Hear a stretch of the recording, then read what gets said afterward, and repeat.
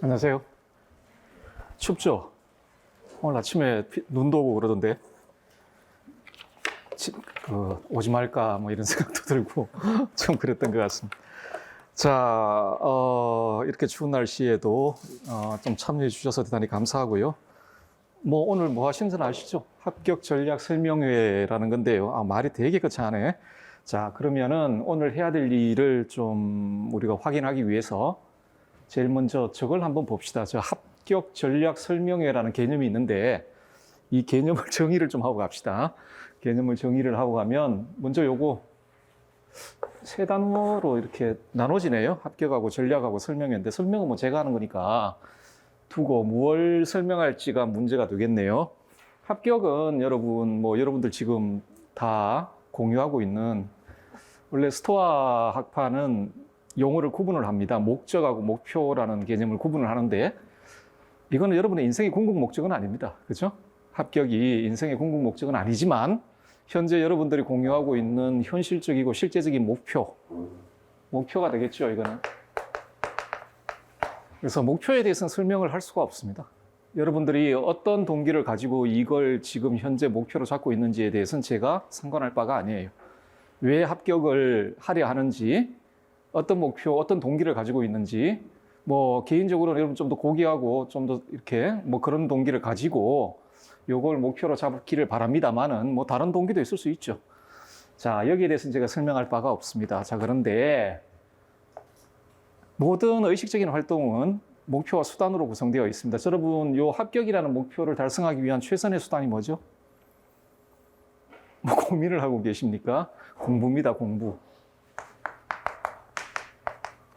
공부이고요. 이 공부라는 수단은 저 합격이라는 목표를 달성하기 위한 최선의 수단이고 동시에 유일무이한 수단입니다. 그러니까 다른 수단이 없어요. 이 목표를 달성할 수 있는 다른 형태의 수단이 없다라는 겁니다. 예를 들어 뭐 운이라든지 안 됩니다. 아니면 뭐 종교를 가지고 계신 분 오늘부터 이제 11월 달까지 매일 뭐 기도를 하겠다. 신은 돕지 않아요, 여러분을. 여러분, 신은 여러분을 돕지 않습니다. 자, 공부는 최선의 수단이요. 그리고 유일무이한 수단입니다. 보통 이런 수단을 본질적 수단이라고 하죠. 다른 수단으로 대체될 수 없는 수단입니다. 자, 공부라는 활동이거든요. 여러분은 공부라는 활동을 통해 이 목표에 도달할 수밖에 없어요. 다른 방법이 없단 말이죠. 자, 그러면은 전략이라는 게 있습니다. 이 단어가 있는데 전략은 원래는 군사활동에서 보통 쓰이는 단어죠. 전략이라는 단어의 일반적 의미가 어떻게 되는지는 아십니까? 어떤 활동을 수행함에 있어서 그 활동을 이끌어 나가는 가장 효율적이고 적합한 책략을 전략이라고 합니다.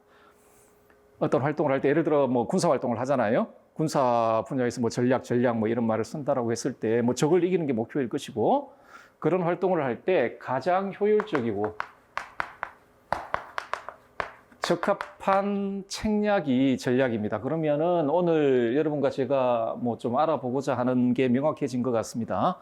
목표는 분명하게 결정되어 있고 이 목표를 달성하기 위한 수단도 분명하게 결정되어 있습니다. 왜냐하면 다른 수단이 있을 수 없기 때문에 공부라는 활동이 있을 것이고 자, 그러면은 무엇을 설명해야 될까? 공부라는 활동을 이끌어 나가는 가장 최선 그리고 가장 적합한 책략이 무엇인가?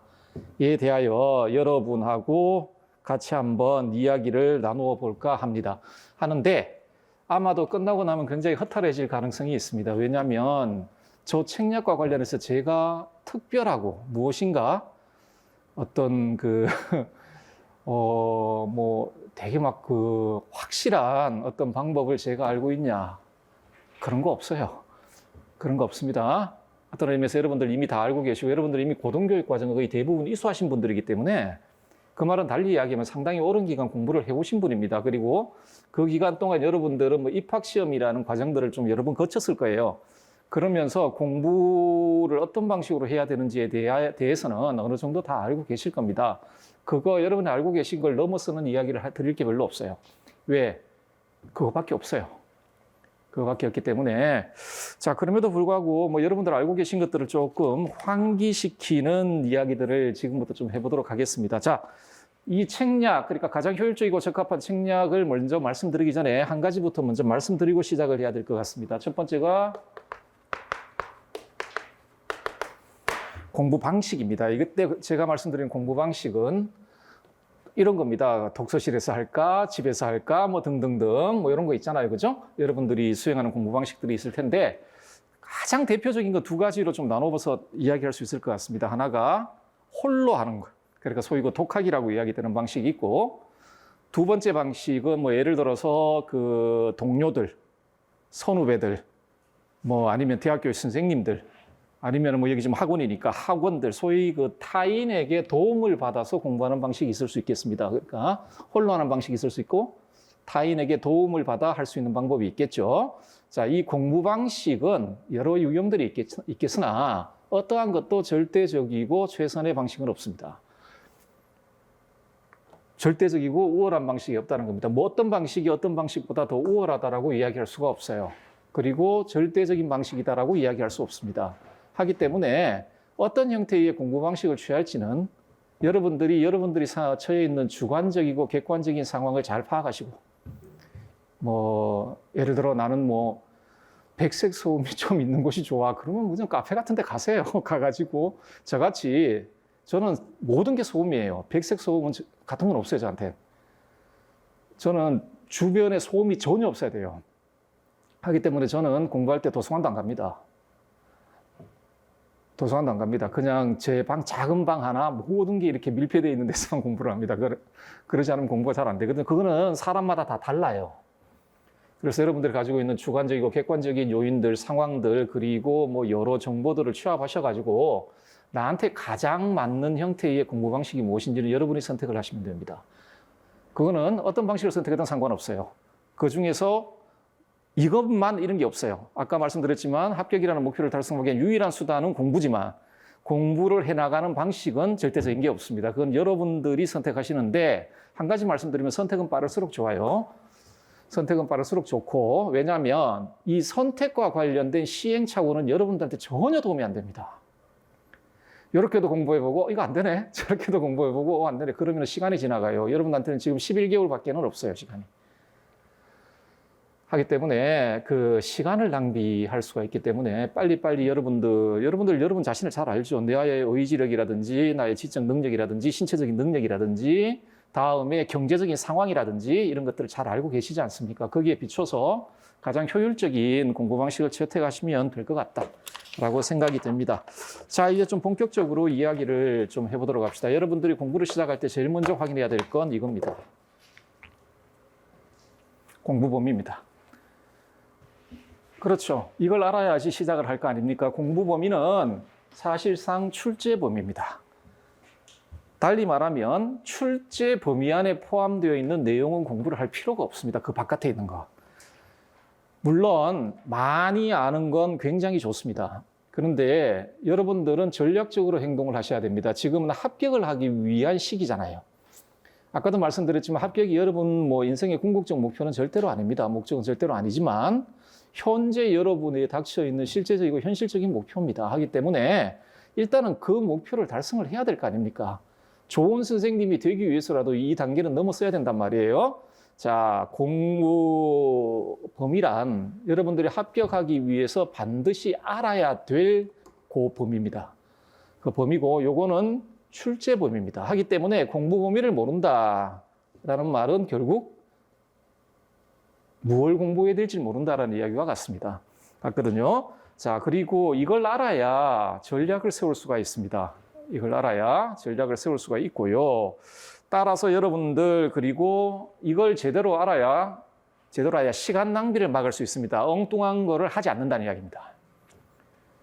출제되지 않을 것들을 공부하면서 소모되는 시간을 줄일 수가 있어요. 만약에 그 반대로 이 공부 범위를 정확히 이렇게 확정해 놓지 않으면 출제되지 않을 것들의 시간을 투여하는 오류를 범하게 됩니다. 하기 때문에 공부 범위를 확정을 해야 될 텐데, 자, 여러분들 공부 범위를 확정을 하실 때는 그냥 확정은 안 되죠. 여러분 감 가지고 확정하는 건 아닙니다. 이 공부 범위를 확정하기 위한 어떤 정보 원천이 있을 거라고 생각이 들거든요. 제 생각에는 요 3개 이상은 없다라고 생각합니다. 이 3개의 정보 원천 이상은 없다고 생각하는데, 첫 번째가 교육과정에 제시되어 있는 내용 요소입니다. 여러분들 교육과정을 보시면 내용 체계라는 부분이 나옵니다. 그 안에 내용 요소가 있어요. 내용 요소가 있어요. 뭐 예를 들어서 뭐 윤리와 사상 같으면은 뭐 서양 윤리, 동양 윤리 뭐 하면서 있잖아요. 그죠? 자, 요게 있고요. 다음에 물론 이 두 개가 연동되어 있죠. 교육 과정에 제시되어 있는 내용 그 요소 가지고 교과서를 만드니까 교과서에 내용 영역들이 있어요. 교과서를 보시면 내용 영역이 있어요. 다 또 하나 기출 문제가 있습니다.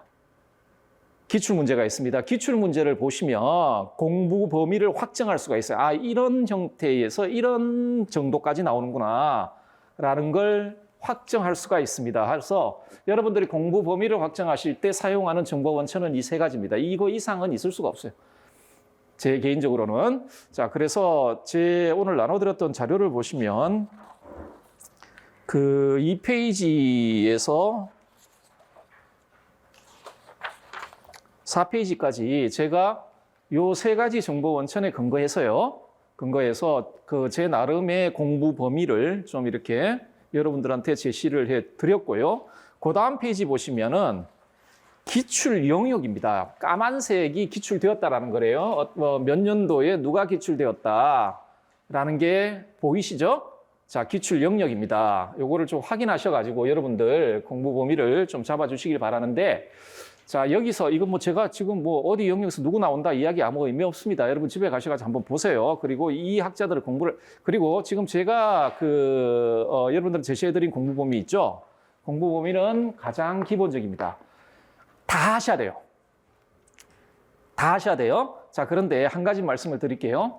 매년 시험을 보면 지금 제가 드린 요 공부 범위를 벗어난 문제가 가끔 나올 때가 있습니다. 나올 때가 있어요. 나올 때가 있는데 전혀 신경 쓰지 마세요. 그건 당락을 결정하는 요소가 아니에요. 절대로 당락을 결정하지 않습니다, 여러분. 여러분 시험의 당락을 결정하는 건 제가 나눠드렸던 이 공부 범위 안에 포함되어 있는 사상가나 학파들의 주장이에요. 그걸 모르면 떨어집니다. 떨어집니다. 그거 이상, 그러니까 이걸 벗어나서 내는 굉장히 의외의 문제들, 굉장히 예외적인 문제들로 보이는 문제들은 대부분 다 틀려요. 대부분 다 틀립니다. 우리 시험은 여러분들 수능하고 좀 달라요. 여러분들 수능 시험 같은 경우에는 뭐 물론 전체 다 보지만 그 최상위권 애들이 지망하는 학교와 학과들이 있고 하면 그 친구들 같은 게 한두 문제로 떨어지고 그럴 경우잖아요. 그게 아니에요, 우리 시험은. 100점을 맞아야 될 이유가 전혀 없는 시험입니다. 100점을 맞아야 될 이유가 전혀 없는 시험이에요. 하기 때문에 여러분들 보시면 제가 나눠드린 것만 해도 범위가 굉장히 넓을 거예요. 여기에 나와 있는 사람들, 사상가들, 학파들의 그 이론들을 공부를 좀 심도 있게 해두시면 이거 벗어난 문제들 같은 경우에는 많이 출제되지도 않습니다. 그리고 그걸 틀렸다고 해가지고 떨어지지도 않아요. 때문에 어쨌든 뭐 요거를 좀 참조하시고 그다음에 여러분들 좀 생각하시기에 요 부분은 포함돼야 되겠다라는 생각이 있으면 뭐 여러분들이 더 넣으셔가지고 하시는 건 상관이 없어요. 대신에 적어도 제가 나눠드린 그 시험 범위 안에 있는 학자들이나 학파는 충분히 공부를 하셔야 됩니다. 그러지 않으면 우리의 공통 목표인 합격에 도달하기가 굉장히 힘들어진다라고 말씀드릴 수 있을 것 같아요. 자, 이제 공부 범위가 이 정도 된다라고 말씀을 드리고요. 이제부터 어떻게 공부할 것인가에 대한 이야기를 좀 해볼게요. 공부 방법에 대해서 이야기를 합시다. 공부 방법을 우리가 알기 위해서는 일단은 우리 시험의 유형을 좀 봐야 돼요. 봐야 되는데 뭐 다 아시는 거예요. 2교시, 3교시 이렇게 되어 있고 2교시에 기입형 서술형, 3교시에 기입형 서술형 있고 뭐 4문항, 기입형 2문항, 뭐 서술형 총 17문항 이렇게 되어 있습니다. 그러니까 시험 유형은 두 가지입니다. 기입형하고 서술형이에요. 그런데 의미가 없어요, 이게.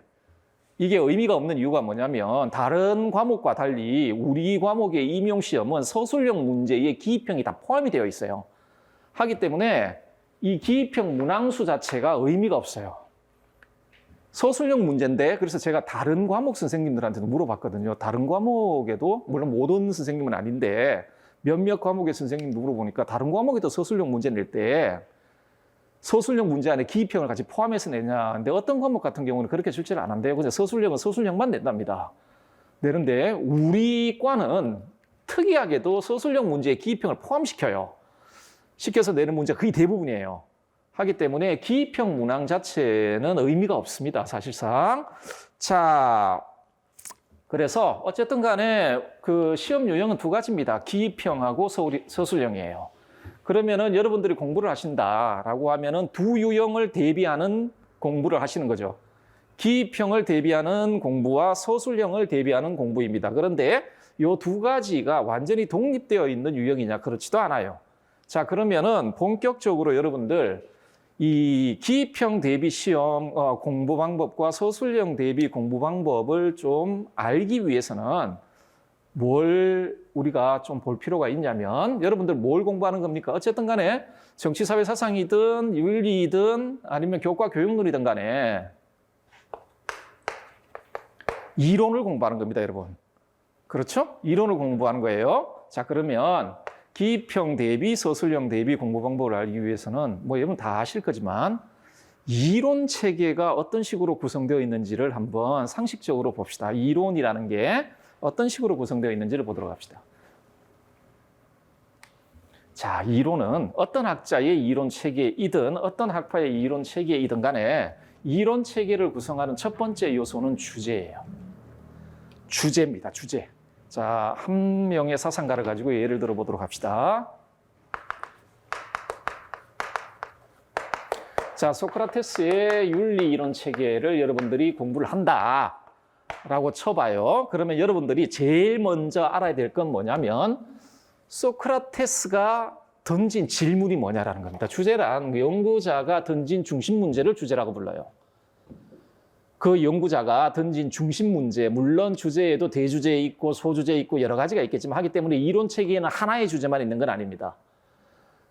주제들, 그러니까 복수의 주제들이 존재해요. 그 주제들 중에서는 아주 중액적인 주제가 있고 거기에 파생돼 나오는 어떤 주제들도 있겠으나 어쨌든 간에 모든 주제란 그 연구자, 사상가, 학파가 관심을 가지고 있는 중심 문제를 주제라고 합니다.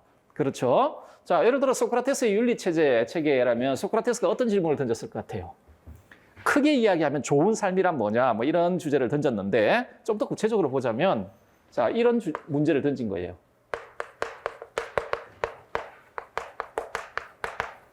이렇게. 덕이란 무엇이냐? 소크라테스가 이런 문제를 던진단 말이에요.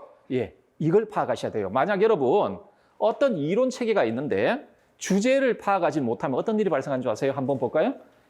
자, 내가 소크라테스를 공부해야 되겠다. 그러면서 주제를 잡는데 이런 식으로 잡는 거예요. 소크라테스에게 의무란 무엇인가? 이렇게 소크라테스에게 의무가 뭐지? 소크라테스가 도덕적 의무에 대해서 뭐라고 이야기를 했지? 이런 식으로 주제를 잡는 거예요. 그렇게 여러분 소크라테스 공부 첫 출발부터 수렁에 빠집니다. 왜? 소크라테스가 저 물음을 던진 적이 없어요. 저런 물음을 던진 적이 없단 말입니다. 여러분들이 주제를 잡는 게 아니에요. 그 사상가가 던진 물음을 파악하셔야 돼요. 이걸 파악하지 못하면 무엇을 공부해야 되는지를 알지 못하게 되고 그리고 엉뚱한 공부를 합니다. 가끔씩 제가 제 홈페이지 내는 데서 이렇게 질문을 받을 때가 있거든요. 어떤 사상가가 있는데 이 사상가의 뭐가 궁금합니다. 그런데 그 사상가는 그걸 탐구한 적이 없어요. 근데 여러분들 공부하시다 보면 보자, 윤리학에는 의무론도 있고 공리주의도 있는데 소크라테스는 공리주의자일까 의무론자일까? 아무 의미 없는 물음입니다. 그 학자가 던진 중심 문제를 파악하셔야 돼요. 그렇죠? 자, 요 주제들은요, 여러분들이 해야 할 공부거리가 돼요. 공부거리가 되고, 다음에 이게 실제적으로 어떻게 나타나냐면, 기출문제 있죠? 문제에서 발문으로 나타납니다. 무슨 말이냐면, 예를 들어 소크라테스 문제를 출제자께서 출제를 하시는데, 소크라테스가 던진 중심 문제를 벗어난 문제는 출제를 안 해요. 안 해요. 왜? 소크라테스가 하지 않은 이야기를 낼 수가 없어요. 그렇죠? 자, 이게 여러분들이 해야 될 공부거리를 확정해주고 이거 실질적으로는 문제의 발문으로 사용이 됩니다. 문제의 발문을 예를 들어 이제 그런 문제가 나온다는 거예요. 이런 거죠. 뭐 덕이 무엇인지 소크라테스의 관점에서 서술하라 이런 식으로. 이런 식으로 자, 주제가 이제 던져졌으면 어떤 학자든지 간에 자, 소크라테스가 덕이란 뭘까 이렇게 문제를 던졌을 거 아니에요. 그러면 그 다음에 뭐가 있을 거예요? 이 자기가 던진 중심 문제에 대한 주장 혹은 입장이 있습니다. 이 주제가 있으면 자, 요 주제들에 대한 사상가 혹은 학파들의 주장 혹은 입장이 있을 거예요. 자, 여러분들 뭐 대충 아시죠? 소크라테스가 덕이란 무엇인가라고 이렇게 주제를 던져놓고 자, 소크라테스의 주장이 어떻게 되죠?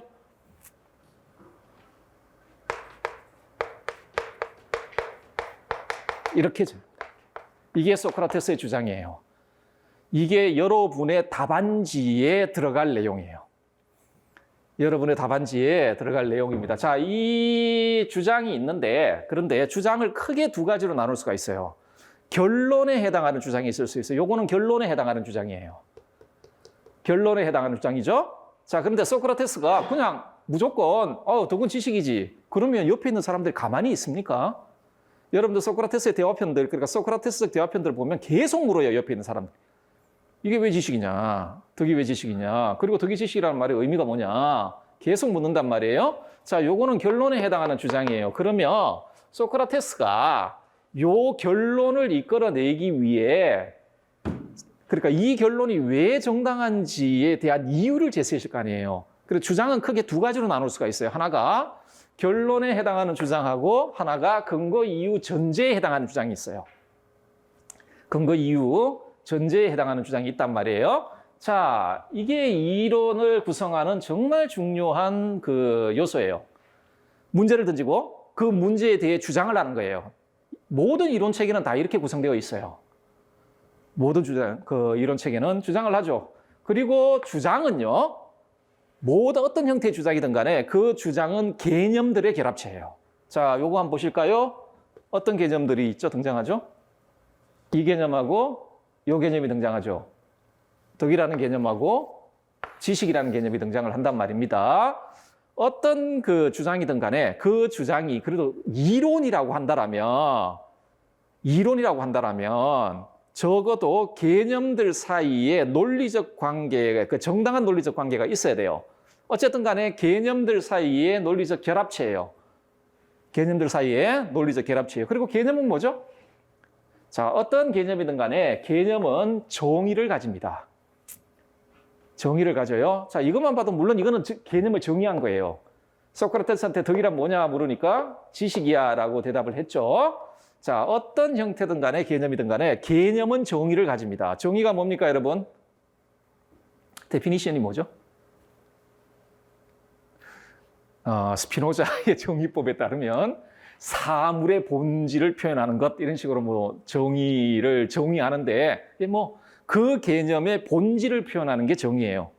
하기 때문에 이게 정의예요. 그 개념의 본질을 표현하는 게 정의인데 하기 때문에 정의는요 두 요소를 가져요. 피정의항하고 정의항을 가져요. 이게 피정의항이고 이게 정의항이에요. 그러면 피정의항에 해당하는 개념이 있고 정의항에 해당하는 개념이 있어요. 물론 이건 더 나아가야 돼요. 그러면 사람들이 뭐라고 물을까요? 지식이 뭐야? 이렇게 물을 거 아니에요. 그러면 이제 지식을 정의해요. 소크라테스가 지식이란 좋은 삶을 영위하기 위한 뭐 참되남, 뭐 이성적인 남, 그리고 뭐 그런 삶을 이끌어 나가는 기술 뭐 이런 식으로도 정의를 한단 말이에요.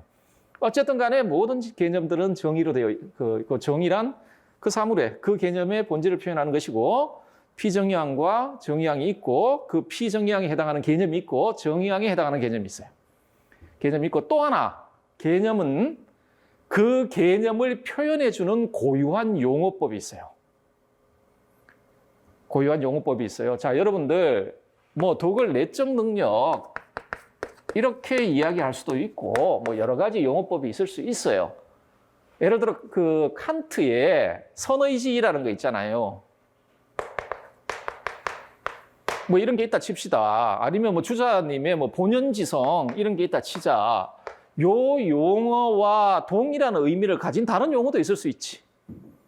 뭐 선의지 같으면 뭐 착한 의지, 뭐 이런 용어들도 있을 수 있잖아요. 그죠? 그럼에도 불구하고 여러분 답안지에다가 그런 용어를 써서는 안 되는 이유가 뭐예요? 자, 대부분의 학자들이 그 원어, 그 개념을 표현하는 고유한 용어로 합의 보는 용어가 있습니다. 합의를 해둔 용어가 있어요. 그 용어를 익혀야 돼요. 개념을 익힌다는 것, 자, 모든 주장들은 개념들의 논리적 복합체예요. 그리고 개념은 정의를 가져요. 하기 때문에 여러분들이 개념을 안다라는 건 다른 게 아니에요. 그 개념의 정의를 아는 거예요. 정의를 아는 거예요. 그 정의를 아는 것이고 또 하나 뭘 아는 거예요? 그 개념을 표현해주는 고유한 용어를 아는 거예요. 칸트, 선의지라고 써야 돼요. 착한 의지, 좋은 의지 이렇게 쓰면 안 된단 말이에요. 그렇게 쓰면 본연지성은 본연지성이라고 써야 돼요. 본연지성이라고. 자, 이렇게 되어 있습니다. 이게 이론을 구성하는 전체적인 이론 체계를 구성하는 가장 중요한 요소예요. 자, 이것만 보시면 여러분 대충 이제 뭘 공부해야 될지를 알겠습니다. 기입형 문제는 뭘 낼까요? 어떤 걸 낼까요? 이걸 냅니다. 기입형은 이걸 냅니다. 자, 어떤 이론 체계이든지 간에 이론 체계들은 주장들, 그러니까 주장들의 또 논리적 결합체예요.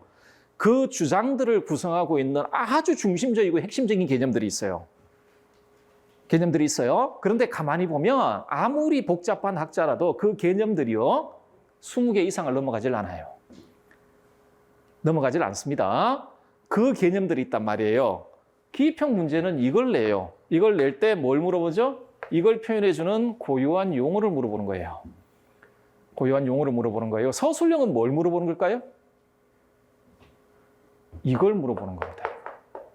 어떤 주제와 관련되어 있는 그 사상가의 주장을 물어보는 게, 어떨 때는 이유를 물어볼 때, 이유가 되는 주장을 물어볼 때도 있고, 어떨 때는 결론이 되는 주장을 물어볼 때도 있어요. 어떨 때는 다 물어볼 때도 있어요. 이유와 결론에 해당하는 주장을 다 물어볼 때도 있습니다. 그거는 문제에 따라 달라요. 문제에 따라 다른데. 자, 그래서 여러분들, 기입형은 다른 거 공부하는 게 아니고 이거 공부하는 거고, 서술형 공부는 이걸 공부하는 겁니다. 그래서 여러분들이 이게 뭐 윤리사상이든 정치사회사상이든 교과교육론이든 뭐든 간에 어떤 학자다, 어떤 학파다, 이 사람들이 던진 중심 질문이 뭘까를 파악하고, 그 다음에 이 질문에 대해서 이 사람들, 이 학파가 어떤 입장을 취했는지 파악하고, 그리고 그 주장을 전개할 때 사용된 개념을 파악하고, 이게 공부 다입니다. 쉽죠?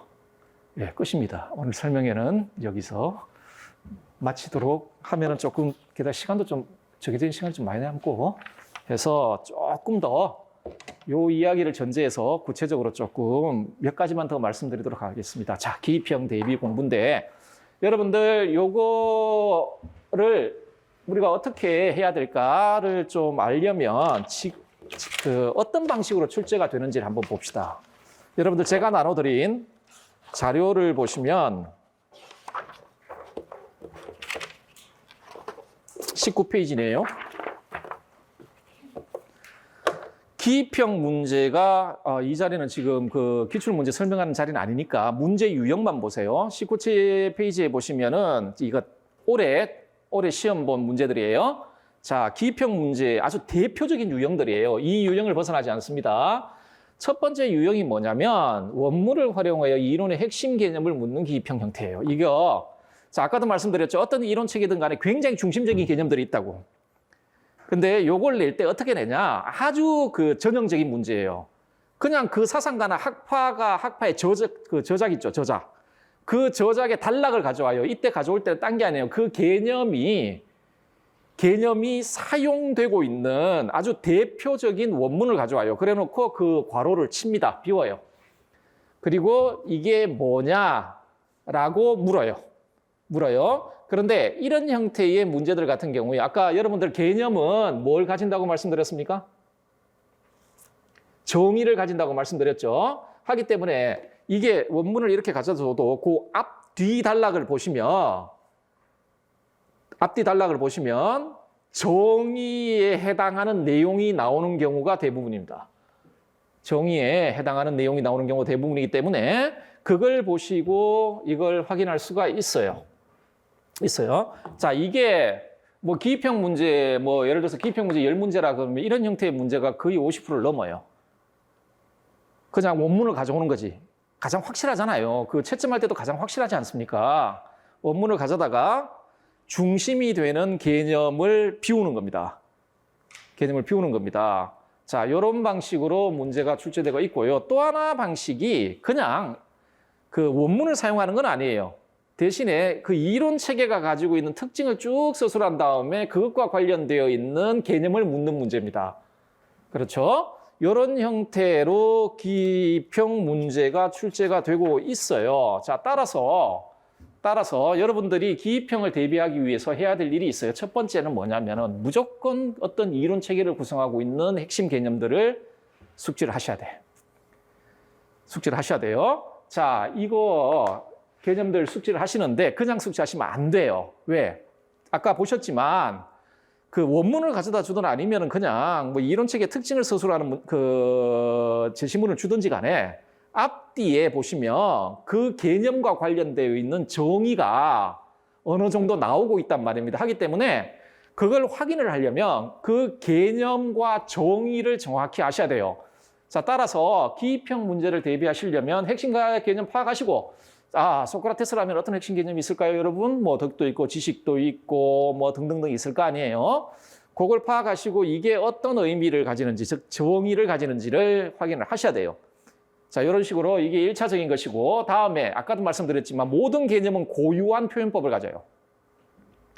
여러분들 용어하고 개념은 다른 개념이에요. 예를 들어서 같은 개념입니까? 다른 개념입니까? 사람하고 인간은 같은 개념입니까? 다른 개념입니까? 같은 개념입니다. 근데 뭐가 다릅니까? 표현법이 다르죠. 용어가 다른 거예요. 용어가 다른 거예요. 그런데 통용되고 있는 고유한 용어를 외우셔야 돼.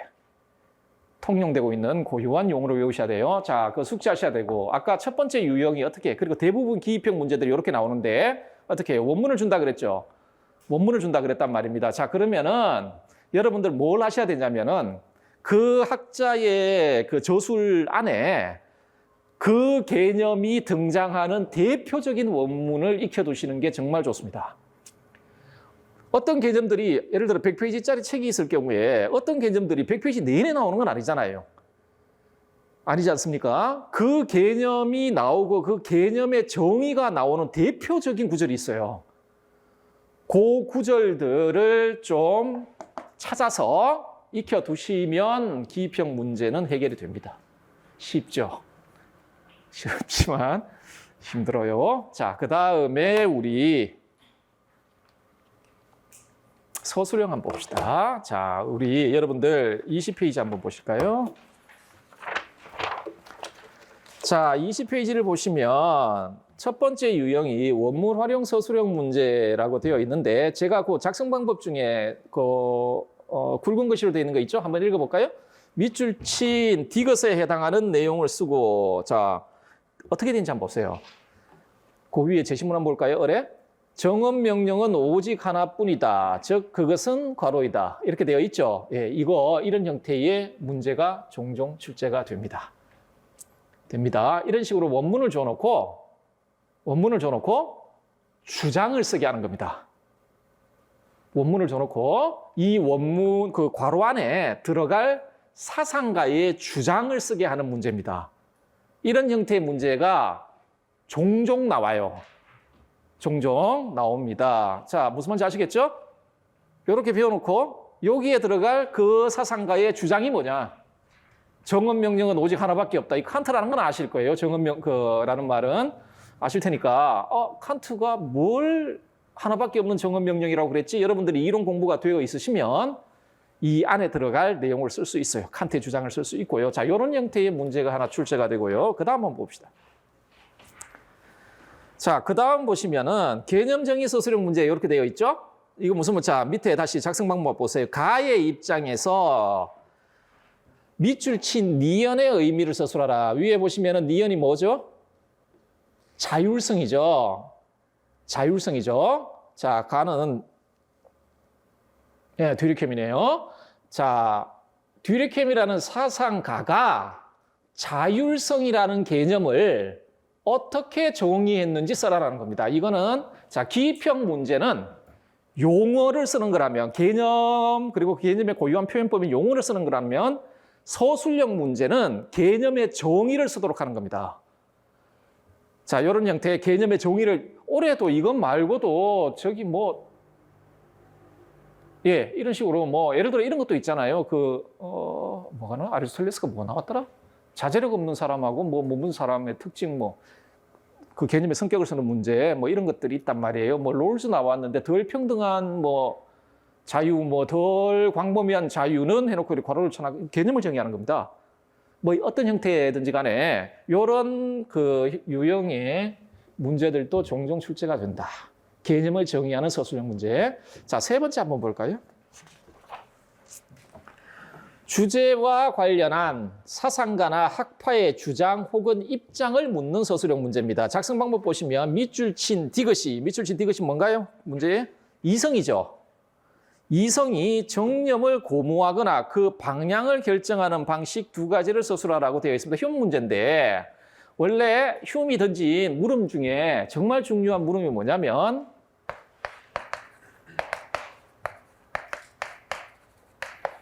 이성이 행위의 동기냐? 이성이 도덕의 기초냐? 뭐 이런 물음을 던져. 이게 중심 문제예요. 이런 문제를 던지거든요. 이건 아마 이것과 관련되어 있을 텐데 행위 동기 문제와 관련되어 있을 겁니다. 이성이 행위를 직접적으로 창출하냐? 라는 주제예요. 그 주제와 관련된 그 휴메의 여러 그 주장들이 있단 말이에요. 일단 답은 뭐예요? 아니야. 그러면은 행위를 일으키는 직접적인 동기가 되는 건 정념이에요. 그러면 이성하고 그러니까 이제 그 소위 소주제가 되죠. 이렇게 파생 주제가 나오죠. 이성하고 정념 사이의 관계가 뭐냐? 혹은 행위를 산출할 때 이성이 어떤 방식으로 기여하냐라는 주제를 던져요. 그 주제에 대한 휴메의 입장을 쓰라는 겁니다. 그 주제에 대한 휴메의 주장을 쓰라는 겁니다. 아까 보셨지만 주장에는 결론이 되는 주장이 있고 근거가 되는 주장이 있어요. 이거는 결론이 되는 주장을 쓰라는 겁니다. 이성과 정념의 관계와 관련된 주장을 쓰라는 거죠. 자, 요게 이제 그 사상가나 학파의 주장 혹은 입장을 묻는 문제, 서술형 문제가 되겠습니다. 이렇게 보시면 될 것이고요. 또 하나 그 뒤에 보시면은 한번 그 7번이라고 되어 있을 텐데 작성 방법 볼게요. 밑에 굵은 거 있죠. 이걸 강조? 글자가 굵지는 않은 것 같은데. 어쨌든 간에 밑줄 친 리얼의 이유. 리얼이 뭔가요? 하늘은 영명, 무영한 본체를 부여해 주니 이것은 선을 좋아하고 악을 싫어하며 아니지. 맞죠? 아니다. 비읍. 공과 죄가 생기게 된다. 이렇게 되어 있죠. 자, 일단은 밑줄 친 비읍은 결론이 되는 사상가의 주장이에요. 정약용의 주장이에요. 주장이죠? 자, 그런데 이 문제는 어떻게 되어 있죠? 그 비읍의 이유를 쓰라라고 되어 있죠. 자, 정약용이 비읍처럼 주장을 했단 말이에요. 비읍처럼 주장을 했는데 그 주장의 근거가 되는 다산의 주장을 쓰라는 거예요. 조건을 줬죠. 어떻게? 자주지건인가요? 뭐 이거는 자주지건한 조건을 안 줘도 주지 않아도 여기에 대해서 서술하려면 그 근거나 이유나 전제에 대해서 서술하려면 자주지건 이야기를 해야 돼요. 어쨌든 간에 출제자께서 굉장히 친절하시게도 자주지건이라는 용어를 사용해서 그 개념을 사용해서 쓰라고 되어 있습니다. 자, 요거는 주장 중에 이유를 묻는 거예요. 이유와 관련되어 있는, 그러니까 이유와 관련되어 있는 그 사상가의 주장을 쓰는 문제예요. 주장을 쓰는 문제입니다. 자, 그 다음 한번 볼까요? 또 대표적인 문제거든요. 비교형 문제입니다. 비교형 문제입니다. 자, 비교형은 뭐냐면 이런 겁니다. 그런 거 아니에요. A라는 사상가가 있고 B라는 사상가가 있어. 그리고 이 사람들이 공통적으로 다루었던 주제가 있어. 공통적으로 다루었던 주제가 있어. 어떤 주제가 있어? A라는 학자도 이 주제를 다루었고 B라는 학자도 이 주제를 다룬 거예요. 그런데 이 주제와 관련되어 있는 A라는 학자의 입장이 있고 B라는 학자의 입장이 있을 거 아니에요. 주장이 있을 거 아니야. 그러면 요 주장 사이에 공통점도 있고 차이점도 있는 거예요. 비교한다라는 건 두 의미를 함축하죠. 공통점과 차이점을 다 함축하는 개념인데 보통 보면은 차이점 묻는 문제가 대부분이죠. 대부분인데, 자, 이게 비교형 문제예요. 예를 들어서 여러분들 뭐 어떤 게 있을 수 있을까? 아까 보죠. 예를 들어 성리학, 그러니까 뭐 예를 들어 주자가 있고 다산이 있다. 그러면은 공통 주제가 있어. 예를 들어 사람의 성, 인성이란 무엇인가라는 공통 주제를 다뤄요. 그런데 입장이 다르죠. 그 주제에 대한 주장이 다르잖아요. 그러면은 차이점 써라 하겠지. 차이점 써라 하겠죠. 자, 여러분들 8번 문제 보시면은 작성 방법 볼게요. 밑줄 친 니언 디귿의 관계에 대한, 니언이 뭔가요? 진여문, 생멸문 이렇게 되어 있죠. 자, 원효 대사인데요. 아니다. 화음이거든요. 자, 어쨌든 니언 디귿에 대한 관계에 대한 이게 주제죠. 그러면은 갑을 모두가 진여문하고 생멸문의 관계를 탐구했다라는 이야기예요. 자, 공통된 주장을 쓰라. 요거는 공통된 입장을 물어보는 겁니다. 자, 그런데 한 가지 분명히 말씀드릴게요. 이 비교형 문제든 다음에 보실 비판형 문제든 간에 여러분의 의견을 묻는 문제는 출제되지 않습니다. 공통점이 있다라고 한다면 다 그냥 이 사상가들이 우리는 이 부분에서 우리는 공통된 입장을 취하고 있어라고 직접적으로 표명을 했기 때문에 이런 문제를 내는 거예요. 자, 이런 게 있을 수 있고, 그 다음 한번 볼까요? 9번 문제. 그 다음 문제. 가벌이 주장하는 수양 방법을 본성에 대한 주장을 적용하여 서술할 것이라고 되어 있죠. 자, 이건 정형적인 차이점을 묻는 문제입니다. 아마 가벌은요, 인간의 본성에 대하여 탐구를 했던 것 같아요. 그거를 중심 문제로 던져놓고, 인간의 본성은 어떤 걸까? 중심 문제로 던져놓고 탐구했는데 이 두 사람들이 입장이 다른 거야. 주장이 다른 거예요. 자, 요게 비교형 문제입니다. 공통점을 물을 수 있고 차이점을 물을 수 있어요. 어떤 공통의 주제에 대한 입장의 공통점을 물을 수 있고 입장의 차이점을 묻는 문제입니다. 이런 형태의 비교형 문제가 출제가 되고요. 자, 그 다음이 비판형 문제입니다. 비판형 문제인데, 자, 보시면은 밑줄 친 리얼이 뭐냐? 도덕적 일탈행위를, 죄송합니다. 줄을 안 끊었네요. 도덕적 정체성의 관계에 대한 갑의 입장을 을의 입장에서 비판하라라고 되어 있죠. 자, 그러면 일단은 비판형 문제는 어떤 식으로 구성되어 있냐면 비판 대상이 주어져요. 문제 안에 뭘 비판하라고, 무엇을 비판하라라는 비판 대상이 주어지고요. 자, A 학자가 어떤 주제에 대해서 어떤 주장을 했는데 그게 비판 대상이 될 거예요. 될 거고, 그걸 자기 비판하지는 않을 거 아니야. B라는 학자의 관점에서 요걸 비판하는 겁니다. 이게 비판형 문제인데 이것도 마찬가지입니다. 여러분들의 견해를 묻는 비판형 문제는 없어요. 없어요. 무슨 말이냐? 비판을 한 거야, 실제로. 실제로 비판을 한 거예요. 실제로 B라는 학자가 A라는 학자를 비판했기 때문에 그 문제를 내는 거예요. 그리고 B라는 학자의 저술에 비판의 내용이 담겨져 있어요. 담겨져 있어요. 자, 그런 경우가 99%입니다. 여러분의 견해를 묻는 건 없어요. 자, 그러면 여러분, 우리 좀 생각해 보실 수 있잖아. 플라톤이 있고 아리스토텔레스가 있다 칩시다. 아니면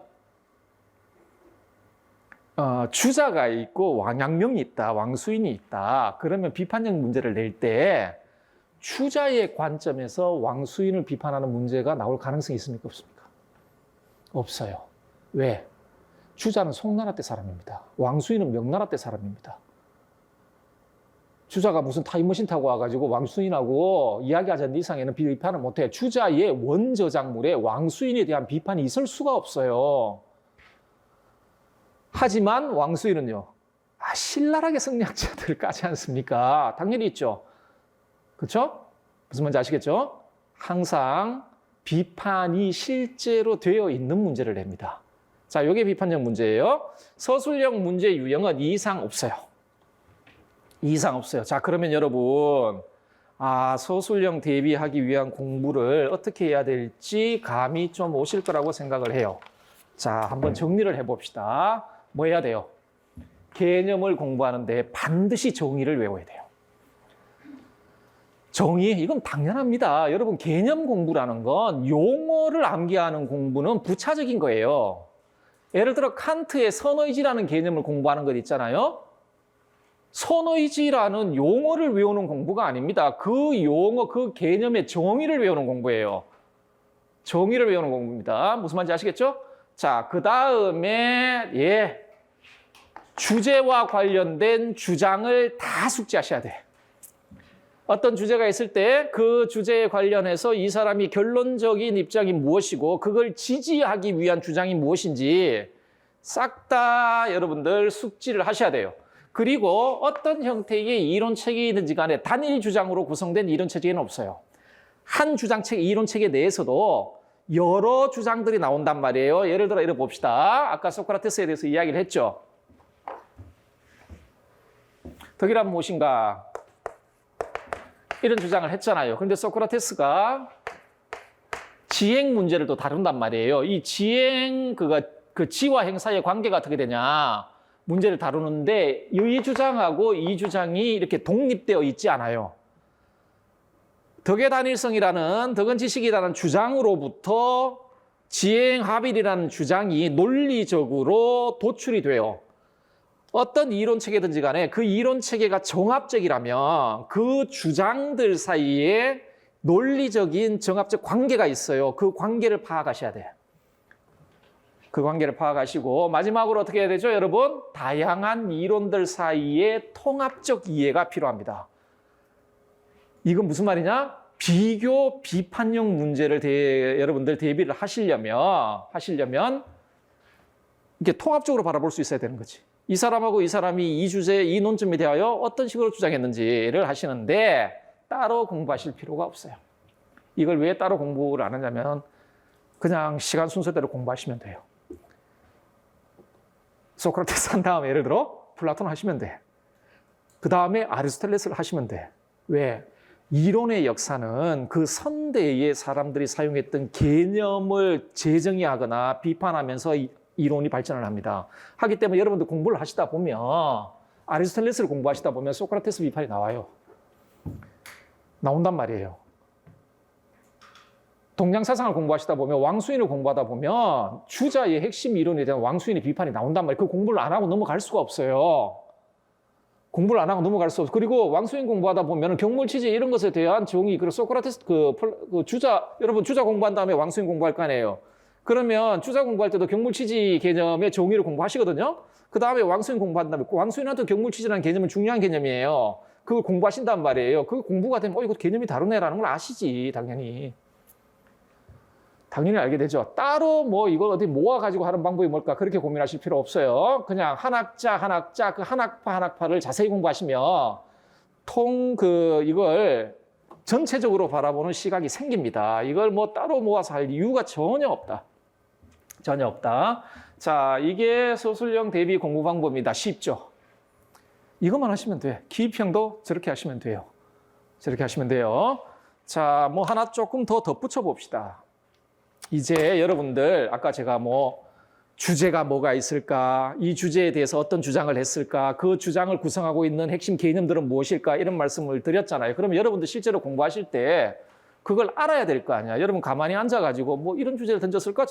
그건 아닐 거 아니에요. 그러려면 뭐에 도움을 받아야 되잖아요. 물론 학교, 대학에서 선생님들이 아주 친절하게 가르쳐 주시고 이게 이 학자에게는 핵심 개념이야, 이게 주장이야라고 그래 들을 수도 있고, 대부분 아마 일반적으로 여러분들이 많이 활용하는 방식은 수험서라고 생각을 합니다. 수험서라고 생각을 하는데요. 자, 그러면은 그런 것들 도대체 어떤 주제를 다뤘을까?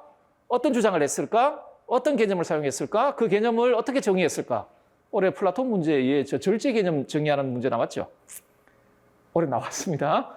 절제라는 개념이 있는데 이걸 플라톤이 어떻게 정의했냐 이런 형태의 문제가 출제가 되었는데 어쨌든 간에 자, 그런 걸 취합을 해야 될 거 아닙니까? 취합을 어디서? 대부분 아마 일반적으로는 이렇게 수험서를 보통 나무 위키 이런 거 보지 마세요, 제발. 어쨌든 간에 보지 마세요, 그런 거 보지 마시고 수험서가 있을 겁니다. 여러분 시험을 준비하실 때 굉장히 넓은 외연을 가지고 있는 개념입니다. 여러분 다 활용할 수 있는 어떤 저술물들, 저술물들이 있을 거라고 생각합니다. 자, 제 개인적으로 여러분들이 활용할 수 있는 저술물들 중에 가장 최선의 수험서는 원서입니다. 모든 문제가 원서를 토대로 출제되고 답이 전부 원서 안에 있어요. 답이 전부 원서 안에 있는데 하기 때문에 저는 개인적으로 그렇게 생각을 합니다. 이거 최선의 수험서예요. 그래서 가장 이상적인 건 예를 들어 주자, 전집 다 보는 거지.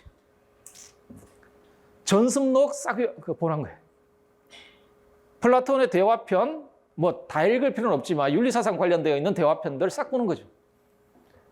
아리스토텔레스, 니코마코스 윤리학, 에티데무스 윤리학 다 보는 거지. 롤즈, 크게 3개 보는 거죠. 정의론, 정치적 자유주의, 만민법. 보는 거죠. 예. 그게 가장 정확해요. 노직 올해 정의전쟁도 나왔대요. 노직 관련된 저술이 있어요. 보는 거예요. 보는 건데, 예, 이게 최선이에요. 최선이긴 한데 이상적이에요. 자, 그런데 제가 무슨 말씀을 드리냐면 제가 지금 말씀드리는 거 전제를 하고 있어요. 어떤 전제를 하고 있냐면 내년에 시험을 본다. 그러니까 여러분들 지금 이걸 보시는 분 중에 뭐 대학교 2학년생도 있을 수 있고, 그러니까 아직 그러니까 내년에 시험 안 보시는 분도 있을 수 있잖아요. 아직까지 좀 시간에 여유가 있는 분들 있을 수 있는데 그걸 전제로 하지 않고 내년에 시험을 보시는 분들을 좀 전제를 할게요. 전제를 하고 원서 공부가 지금까지 많이 충분히 되어 있지 않다라는 걸 좀 이렇게 전제를 한번 하고 이야기를 할게요. 그럴 경우에는 이 양이 너무 많아요. 양이 너무 많아요. 너무 많습니다. 여러분들 예를 들어서 플라톤만 해도 국가편만 나온 게 아니에요. 파이드로스 편도 나왔고요. 테아이테토스 편도 나오고 대화편이요. 근데 읽기가 국가편 하나도 다 읽고 충분히 그러니까 아까 말씀드렸죠. 원서를 그냥 읽는 게 아닙니다. 원서를 읽으면서 그 안에서 이 사람이 어떤 주제를 던졌냐, 그 주제에 대해서 어떤 논리를 전개하고 있냐, 그 논리를 전개할 때 어떤 개념을 사용하고 있고 여기에 대해서 어떻게 정의하고 있는가를 파악해내서 숙지를 하셔야 돼요. 그냥 눈으로 읽는 게 원서 읽는 게 아니란 말입니다. 그 많은 원서들을 11개월 안에 어떻게 해보겠다? 저도 여러분만큼 저도 거의 30 중반까지 공부한 사람입니다. 그리고 공부할 때 뭐 학부 때는 모르겠으나 적어도 대학원 가서는 거의 대부분 본 책들은 거의 대부분 원서들입니다. 힘들어요. 힘듭니다. 대신에 그럼에도 불구하고 여러분들이 할 수 있는 최대한의 방법을 통해 원문을 접해야 한다. 예를 들어 뭐 여러분들 접할 수 있는 원문들, 예를 들어 뭐 기본서 같은 데 보면 이렇게 원문들이 있고 뭐 기출 문제 원문들이 있고 심지어 왜 수능 같은 데 사용되는 원문들이 있고 교과서에 사용되는 원문들이 있고 그렇잖아요. 가급적 원문을 접할 수 있는 경험들을 좀 많이 가지시는 게 좋아요. 가지시는 게 좋아요. 그리고 아까 제가 말씀드렸죠. 개념이 20개 이상 넘어가는 경우는 거의 없다고. 어떻게? 그 개념이 사용되고 있는 대표적인 원문이 있어요. 그런 것들을 좀 찾아보는 노력을, 그러니까 전체 저작물들을 다 읽지 않는다 할지라도 그걸 좀 찾아보는 노력들을 좀 하시는 게 좀 좋을 것 같다. 이렇게 말씀드릴 수 있을 것 같고요. 예, 이거 필수입니다. 교과서 지도서. 지도서 너무 비싸던데. 제가 이거 다 살 때 왜 이렇게 비싸? 뭐 이렇게. 네, 적어도 교과서. 필수입니다. 여러분, 교과서를 보는 이유는 물론 윤리와 사상 교과서는요. 이렇게 굉장히 이렇게 축약이 되어 있습니다. 하기 때문에 그것만 가지고는 시험 대비 못 합니다. 고등학교들 보는 교과서 가지고 어떻게 시험을 대비해요? 대신에 그걸 보면 아까 주제를 알 수 있어요. 뭐를 다루는구나. 그리고 핵심, 그러니까 우리 특히나 윤리와 사상 교과서 같은 경우에는 근거가 되는 주장은 거의 없어요. 보통 결론이 되는 주장들이 이렇게 많이 실려 있어요. 요 내용을 다루겠구나 라는 걸 파악할 수 있습니다. 파악할 수 있고, 그리고 실용적으로도 한 몇 문제씩은 교과서 기반으로 나오는 문제들이 있단 말이에요. 하기 때문에 이거는요, 선택 문제가 아니에요. 이거는 필수예요, 필수. 여기 교과서에서 소개되는 개념들 있죠? 제가 원래는 예전에는 예를 들어 플라톤 같은 거 할 때 디카이오시네라고 플라톤의 정의 있죠. 그 사주독 중에 정의가 있단 말이에요. 제가 원래 이 한국어 용어를 별로 좋아하질 않아요. 그래서 그리고 현대의 한국의 플라톤 전문 학자들 같은 경우는 거의 대부분 정의로 그 용어로 그 이렇게 번역을 안 하고 하나의 예입니다. 올바름으로 보통 번역을 하거든요. 근데 이 용어가 제가 봐서는 더 적합해요. 그런데도 저는 제가 강의할 때는 이 용어를 잘 쓰자. 이걸 우선시하고 그냥 괄호치고 이렇게 합니다. 이유가 뭐냐? 우리 교과서에 전부 정의라고 돼 있어. 그냥 그 표현법을 따르는 거예요. 교과서는 일종의 여러분들한테 길라잡이입니다. 하기 때문에 이거 필수예요. 이거 필수고. 자, 3번 뛰어넘고 4번이 필수입니다. 기출문제를 여러분들이 보시는 건 많은 도움을 받습니다. 실용적으로는 기출 변형된 문제들이 적어도 3, 4문제씩 나와요. 이걸 변형해가지고, 예를 들어 올해 휴메 아까 보셨던 그 이성 있죠? 그게 작년인가 재작년에 나왔던 문제거든요. 문제만 이렇게 발문만 살짝 바꿔가지고 낸단 말이에요. 어쨌든 간에 그렇게 내요. 그건 실용적이고 하기 때문에 봐야 되고, 또 하나 그걸 보시면 아까 뭘 하신다고 했죠? 공부 범위를 확정할 수 있어요. 그렇죠? 그리고 거기에서 사용된 원문들의 양을 모아보면 꽤 돼요. 그런데 기출문제에 사용되는 원문 있죠? 이 원문을 출제자께서 아무 원문이나 가져오시는 게 아니에요. 아까 말씀드린 그 개념이 사용된 대표 원문들, 어떤 이론이 전개되고 있는 대표적인 구조를 가져온단 말이에요. 하기 때문에 원문도 볼 수 있죠. 주장도 볼 수 있어요. 하기 때문에 이거는 필수입니다. 반드시 하셔야 돼요. 자, 그 다음에 아마도 그 대부분의 그 시간 충분하게 그 원저작물에 대한 충분하게 그 공부가 좀 되어 있으시면 뭐 그대로 하시면 돼요. 제가 말씀드렸죠. 최선의 수험수는 원서라고 하시면 되는데 시간이 좀 모자라고 즉 광범위한 원저작물들을 가지고 공부하기가 좀 힘드신 분들이 아마 거의 대부분은 여기에 많이 의지하는 걸로 알고 있습니다. 자, 2차 자료들을 의지하는 거 좋아요. 상관없어요. 자, 대신에 공신력이 있어야 돼요. 아무 자료나 보면 안 돼. 서점에 가가지고 보니까 제목이 서양윤리 뭐 이런 제목 이런 책이 나왔네? 그런 책 많아요. 너무 무지하게 많아.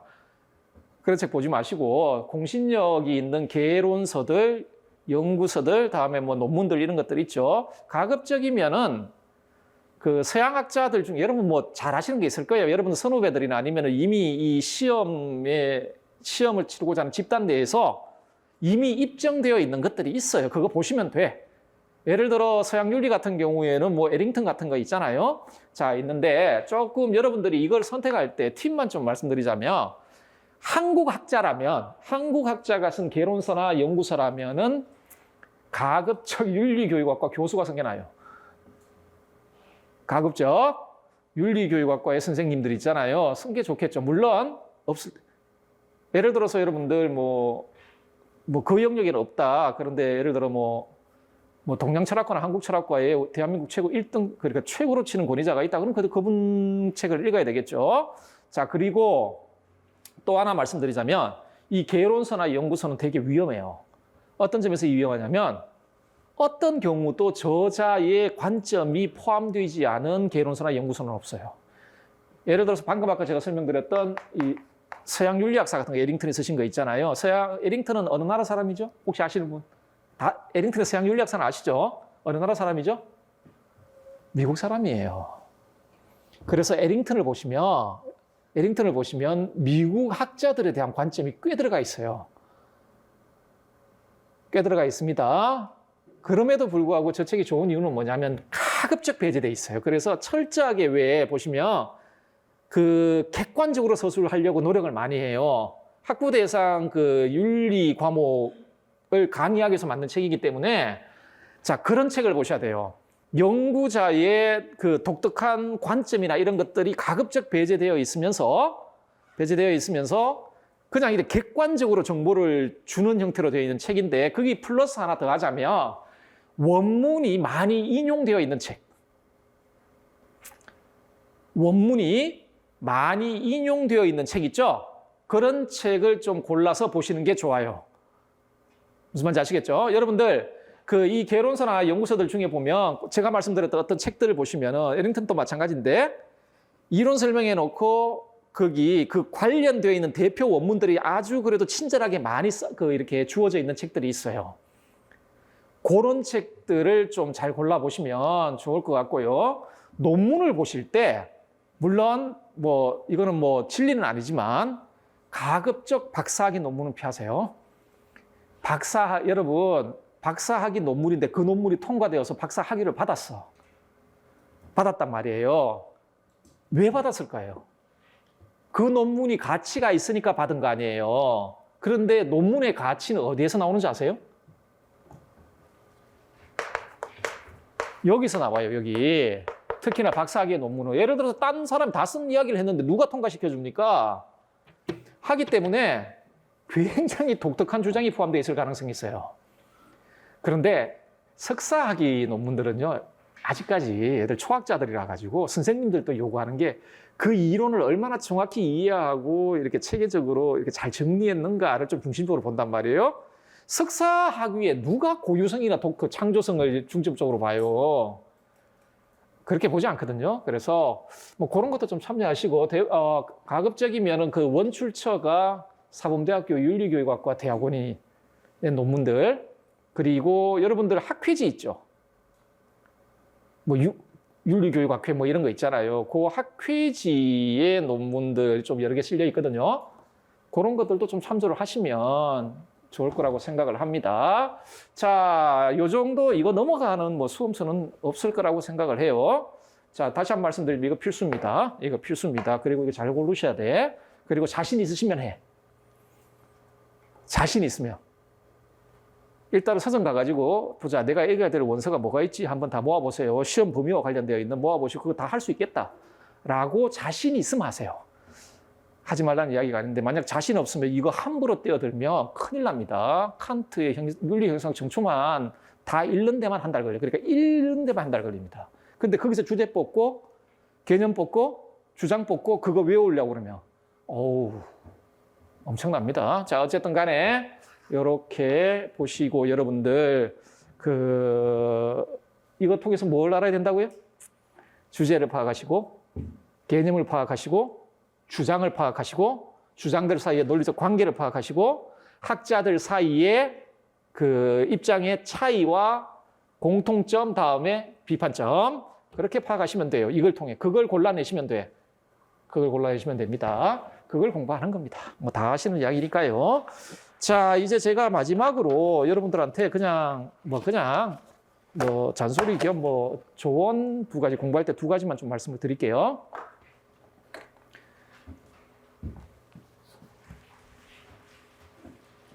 딴 거 없습니다. 여러분의 공부 과정은 지금 합격이라는 공부 과정은 두 가지예요. 이해와 암기입니다. 이해와 암기입니다. 왜? 여러분들 90분, 90분이죠? 총 180분으로 되어 있습니다. 문항수는 23문제예요. 3문제예요. 자, 11개월이라는 기간이 그러니까 우리에게 객관적으로 주어져 있는 거예요. 주관적인 상태는 다 다르겠지만 객관적으로 주어지는 게 뭐냐면 11개월 지금 아직 12월 달이니까 어쨌든 간에 한 12개월 칩시다. 1년이라는 시간이 객관적으로 주어져 있어요. 그 다음에 90분, 180분이라는 게 주어져 있어요. 주어져 있단 말이에요. 여러분들 그 180분 안에 23문제를 해결해야 돼요. 그러면 문제장 딱 가서 발문 보고 출제 의도 파악하고 이 의도에 그러니까 주제가 던져졌을 거 아니에요. 발문이 주어져 있다는 건 이렇게 물음이 그 주제와 관련된 학자들의 개념 생각해 내고 다음에 이론이 어떤 방식으로 전개된지를 생각하고 다음에 뭐 해야 돼요? 또 써야 되는 거 아니에요. 말로 하는 게 아니라. 그렇잖아요. 하면 180분이 그렇게 긴 시간이 절대 아닙니다. 거기 가가지고 숙고할 시간이 별로 없어요. 숙고할 시간이 별로 없어요. 그냥 쏟아내야 돼요. 발문 딱 보고 이 주제네? 쫙 쏟아내야 된단 말이에요. 이렇게 쏟아내야 돼요. 그러려면 방법이 없습니다. 이거밖에 방법이 없어요. 다 외우고 들어가셔야 돼요. 그게 가장 이상적이에요. 싹 외워야 돼요. 여러분이 머릿속에 뭘 알고 있다고 해도 아무 의미가 없어요. 그거를 글로 표현해야 된단 말이에요. 이렇게 다 외우고 들어가셔야 돼요. 그런데 이해가 왜 필요하냐면 이해가 안 되면 암기도 안 됩니다. 내가 지금 뭘 외우고 있는지를 모르면서 어떻게 외워요? 그리고 암기가 지속되지가 않아요. 지속되지가, 여러분 한번 공부해 보시면 잘 아실 거예요. 그리고 치명적인 문제가 있어요. 이해 없는 암기만 했을 때. 문제를 해석을 못해요. 발문이 주어지죠? 발문이 주어지죠? 이게 뭘 묻는지를 몰라요. 알 수가 없어요. 충분하게 이해하고 그 다음에 암기를 하셔야 돼요. 충분하게 이해하고 암기를 하시는데 여러분들 또 하나 전제를 하자면 천재적인 기억력을 여러분들이 가지고 있지 않다는 걸 전제해서 말씀드릴게요. 한 번만 보면 다 알고 그러면 여기 왜 앉아 있어요? 아니라 그냥 우리는 평범한 기억력을 가지고 있다라고 한다면 이 암기를 위한 최선의 방법은 반복밖에 없어요. 왜냐하면 오늘 외운 거 며칠 지나면 까먹게 되어 있어요. 우리 뇌는 그렇게 되어 있지 않습니까? 반복밖에 없습니다. 그래서 이 암기를 잘한다라는 건 그 반복의 횟수가 어느 정도인가에 의해 저 암기가 결정이 될 거예요. 결정이 될 겁니다. 많이 반복할수록 좋아요. 많이 반복할수록 좋은데, 그래서 제 생각에는 적어도 이렇게 11개월이라 그러면 그 중간점 정도 되는 상반기 있잖아요. 그 안에는 일단은 이런 표현들을 여러분 많이 쓰시던데, 대략적으로 단권화를 하셔야 돼요. 여러분들 그 모든 이로 늘 정리를 하셔야 된다는 이야기지. 물론 단권화에 나가는 과정에서 암기를 1차적으로 하고 가셔야 돼요. 단권화를 하시고 하반기 가면은 저걸 외워야 돼요. 계속. 물론 첫 번째 배울 때, 두 번째 배울 때 속도가 달라요. 나중에는 한 이틀 만에 다 봐버릴 수도 있고 그럴 거 아닙니까? 적어도 여러분 상반기 내에는 그 이론들 정리하시고 이론 정리하실 때 저런 거 많이 볼 거 아니에요.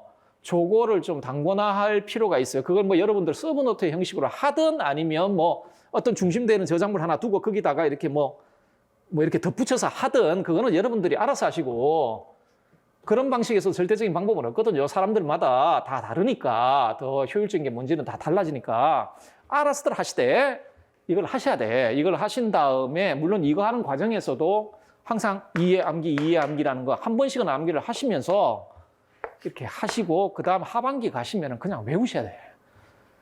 외우고 중간중간에 이거 좀 보충할 게 있나 보다 하면 조금씩 첨가를 해야지, 이론 공부를 하반기까지 끌고 가면 안 됩니다. 끌고 가면 그때 가가지고 이해 안 돼요. 나중 되면은 막 진짜 스트레스 받아요. 안 되거든요. 자, 그렇게 좀 해주셔야 되겠다.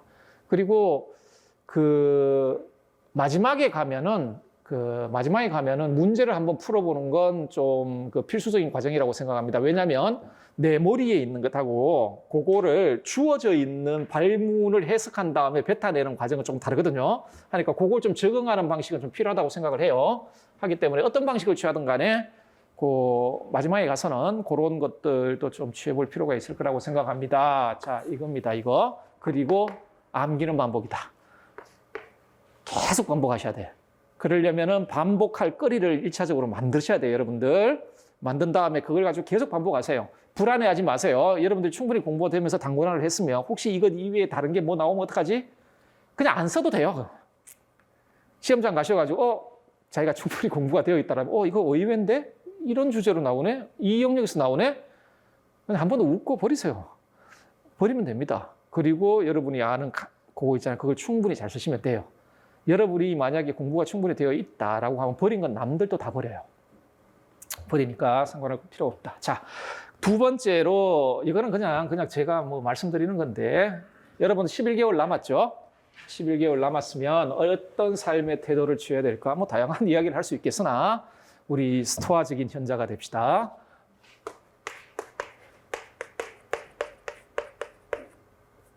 물론 이거는 스토아적 이성 개념은 아니에요. 이성을 따라서 합시다. 이 이성은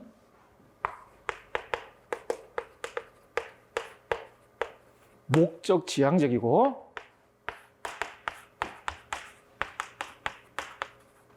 자기 중심적인 도구적 이성입니다. 제가 말씀드린 이성은 여러분 합격이라는 목적을 지향하고 있고, 그리고 여러분 각각의 개개인이 가지고 있는 목적이겠죠. 그 목적을 달성하기 위한 합리성이에요.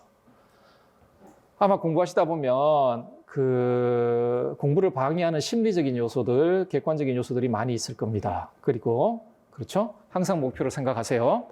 여러분들에게 여러분이 설정해 놓은 목표에 대해서 가장 효율적이고 좋은 방법을 알려주는 건 여러분의 욕망도 아니고 여러분의 의지도 아닙니다. 아마 여러분들의 이성이 여러분들이 끊임없이 요구할 겁니다. 지금 여기서 놀면 안 돼. 예를 들어서 4월달 되면 총선하거든요. 정치에 관심 많으면 그 보면 자기가 지지하지 않은 사람이 뭐 떨어지고 막 분노 같은, 이래서는 안 돼. 뭐 이런 거 있잖아요.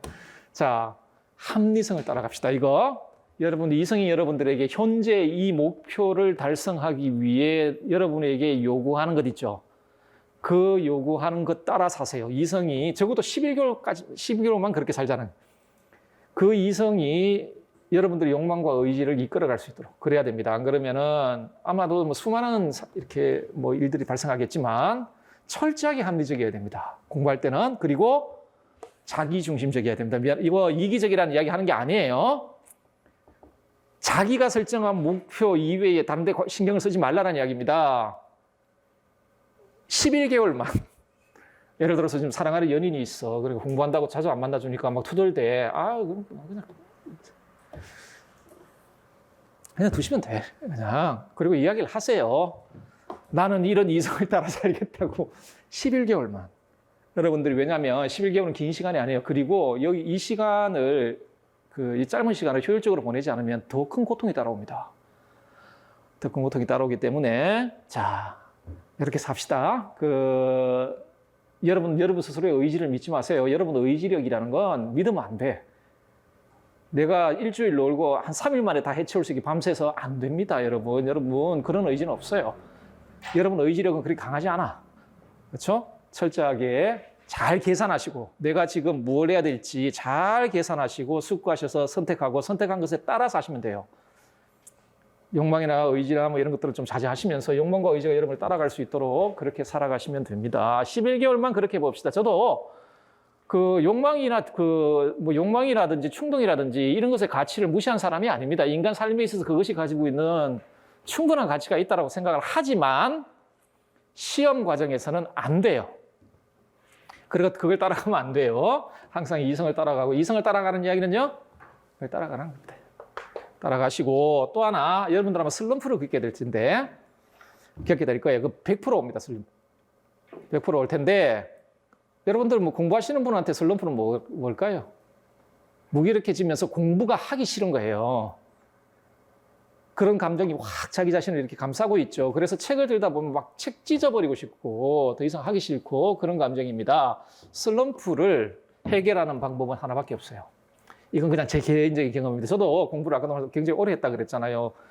그냥 나이와 상관없이 슬럼프를 겪어요. 공부 너무 하기 싫은 거예요. 그래서 때려치울까라는 생각도 많이 들고 하죠. 공부 때문에 온 슬럼프를 해결하는 유일한 방법은 그냥 공부를 하는 겁니다.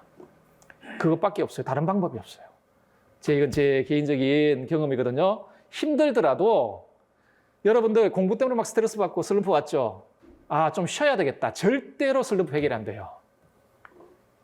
한 일주일만 좀 놀아야 되겠다. 그래서 1일부터 7일까지 놀아야 되겠다. 6일 밤에 벌써 막 힘들어져요. 공부 때문에 스트레스를 받고 공부 때문에 슬럼프를 하면 그걸 해결할 수 있는 방법은 그냥 힘들더라도 하는 겁니다. 그러면 해결이 돼요. 도피를 하려거나 해서는 안 됩니다. 다른 방법을 해결하려고 들지 말고 그렇게 하십시오. 이거는 꽤 오래 공부를 해본 나이가 좀 있는 사람이 여러분에게 드리는 그냥 충분하고 생각을 하시고 그렇게 좀 하시면 될 것 같습니다. 예. 제가 준비한 건 이겁니다. 자, 허탈하시죠? 아니, 특별한 방법이나 전략 아무것도 없네 이런 생각이 드시죠. 그런데 이것밖에 없어요. 이렇게 공부를 하셔야 돼요. 다른 특별한 방법은 없습니다. 없습니다. 킹스 로우 같은 건 없어요. 없으니까 그렇게 공부를 좀 하시고 아는 건 별로 어려운 게 아니에요. 실천하는 게 어렵기 때문에 11개월 잘 보내시면 아마도 내년에는 여러분 모두에게 좀 좋은 결과가 있지 않을까 그런 생각을 좀 해봅니다. 예, 지루한 시간이었을 텐데 그리고 날씨도 추운데 여기 오셔가지고 앉아 계시고 너무 고생 많으셨습니다. 오늘 뭐 저는 여기까지밖에 준비한 게 없기 때문에 여기서 끝내도록 하겠습니다. 고생 많으셨습니다. 예.